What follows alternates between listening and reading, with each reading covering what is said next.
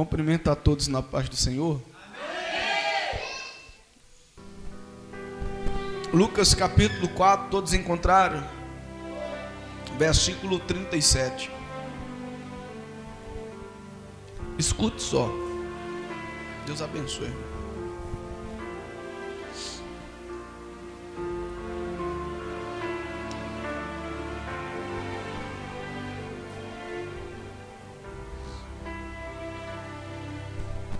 Aleluia. Lucas 4:37. E a sua fama divulgava-se por todos os lugares em redor daquela comarca. Ora, levantando-se Jesus da sinagoga, entrou na casa de Pedro, Simão. E a sogra de Simão estava enferma com muita febre, e rogaram-lhe por ela. Inclinando-se para ela, repreendeu a febre, e esta a deixou, e ela levantou-se e logo serviu. E ao pôr do sol, todos os que tinham enfermos de várias doenças los trazia, e impondo-lhe as mãos, cada um deles os curava. Também muitos saíam demônios, clamando, dizendo: Tu és o Cristo, o Filho de Deus. E ele o repreendia e não o deixava falar, pois sabia que ele era o Cristo. E sendo já dia, saiu para um lugar deserto, e a multidão procurava, e chegou junto dele, e o detinha para que não ausentasse deles. Ele, porém, lhes disse: Também é necessário que eu anuncie outras cidades o evangelho do reino de Deus, porque para isso fui enviado. E pregava nas sinagogas da Galileia. Eu quero que você se sente.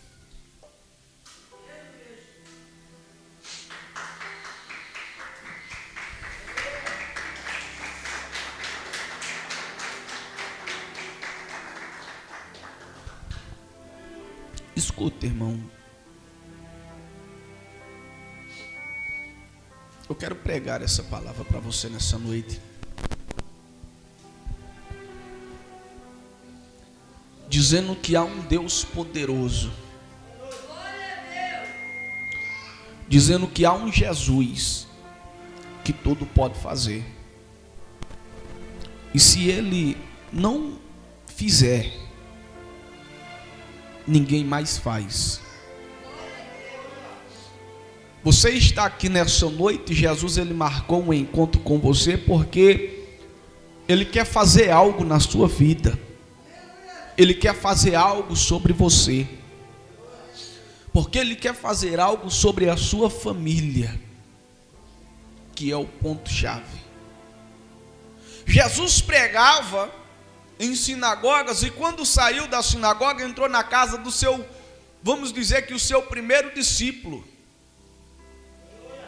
Entrando lá, Jesus encontra a sogra dele doente, enferma, com febre.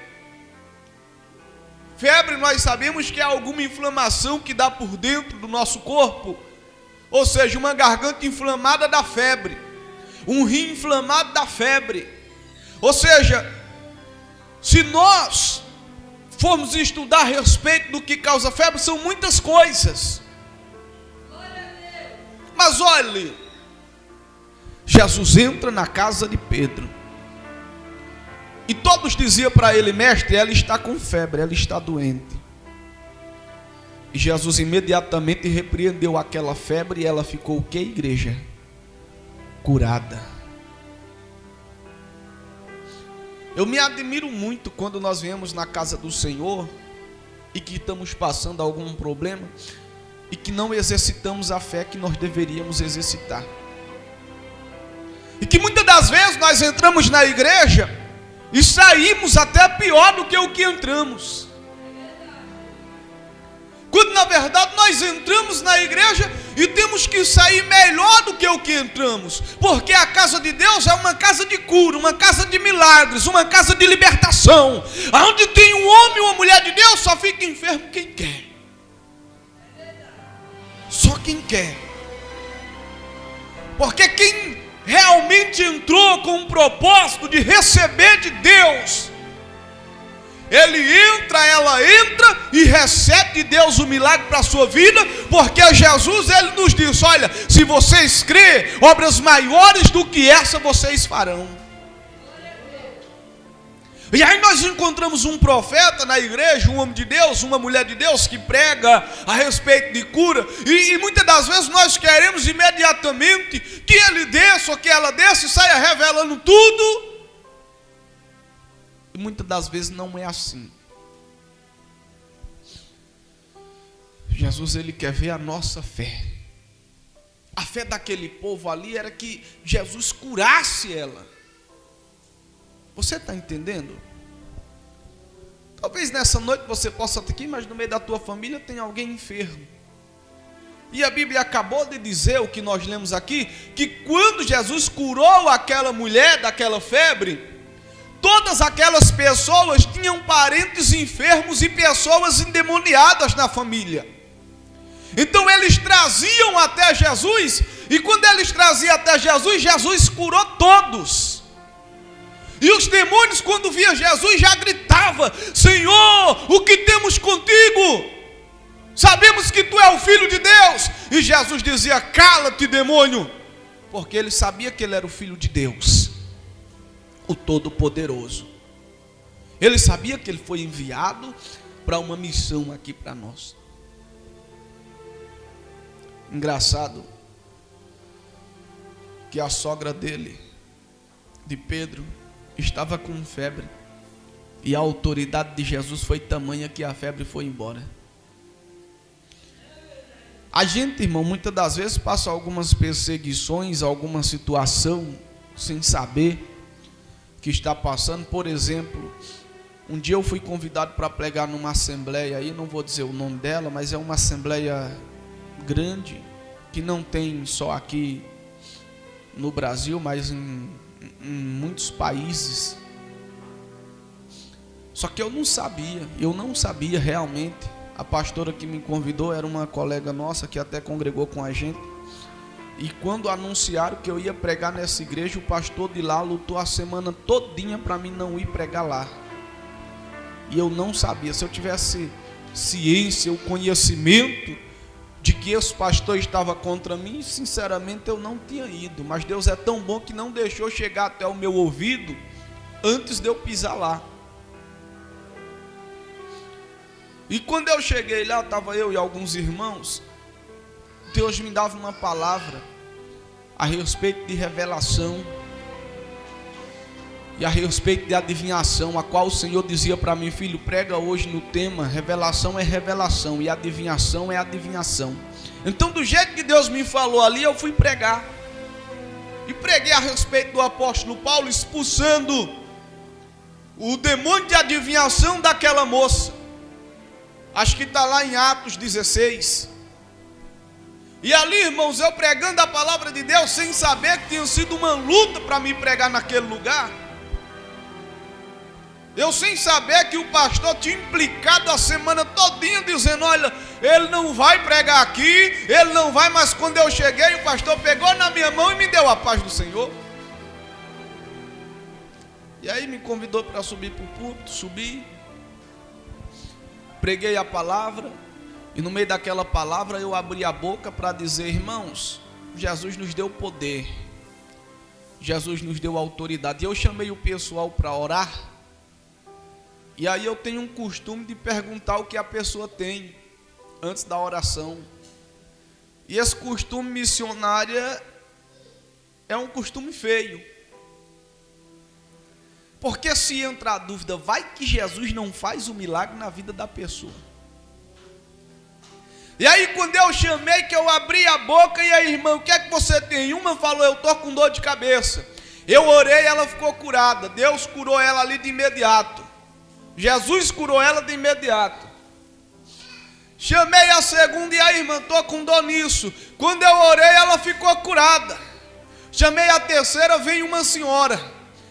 E aí, irmão, o que é que você tem? Irmão, tem 8 anos que eu tenho sequela de derrame e não me movimento direito. Eu falei: Jesus. E o pastor olhou para mim e eu perguntei: pastor, Jesus pode curar, pastor? Ela está paralisada, não aguenta se abaixar. E o pastor olhou para mim, não falou nem que sim, nem que não. Mas se eu estou pregando a respeito do poder, eu tenho que ter ele. Se você fala que Jesus fez e que faz, você está afirmando, então você é ungido, você é ungida, você é servo de Deus. Tem que ter também essa autoridade e esse poder na sua vida. E aí eu comecei a orar e falei: pastora, segura aqui o microfone. E eu coloquei minhas mãos sobre aquela senhora.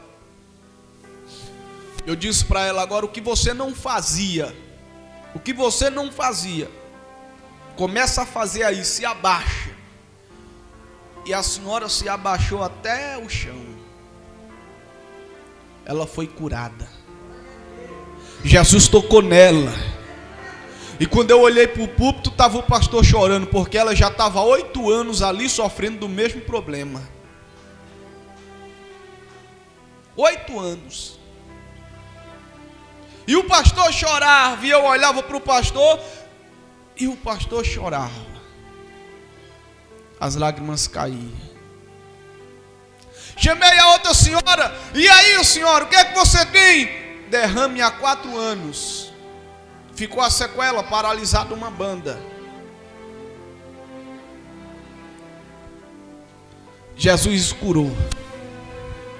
Saíram divulgando o pastor de fulana, falaram até o nome da irmã, que era membra daqui, que hoje não é mais membra, mas saíram dizendo: o pastor da fulana me curou. Pastor de tal pessoa me curou. E eu falei: não, foi Jesus quem te curou. Eu fui um simples instrumento. Eu quero que você entenda que nós aqui na terra somos instrumentos de Deus. Recebemos poder e autoridade. Então não adianta Satanás se levantar daqui e da acolá, que ele não consegue parar o homem e a mulher de Deus que Deus chamou. Não, irmãos.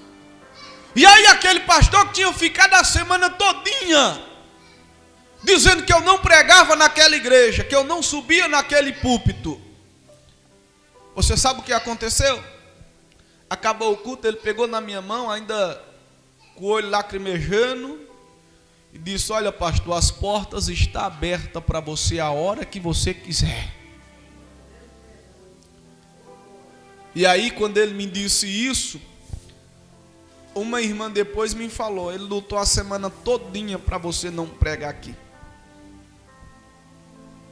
Agora entenda, irmãos, o que Jesus falou para os seus discípulos: ide, curai os enfermos, expulsai demônio e pregai o evangelho a toda. É sem exceção de pessoas. É sem escolher para quem você vai pregar, é para quem Jesus lhe mandar você pregar.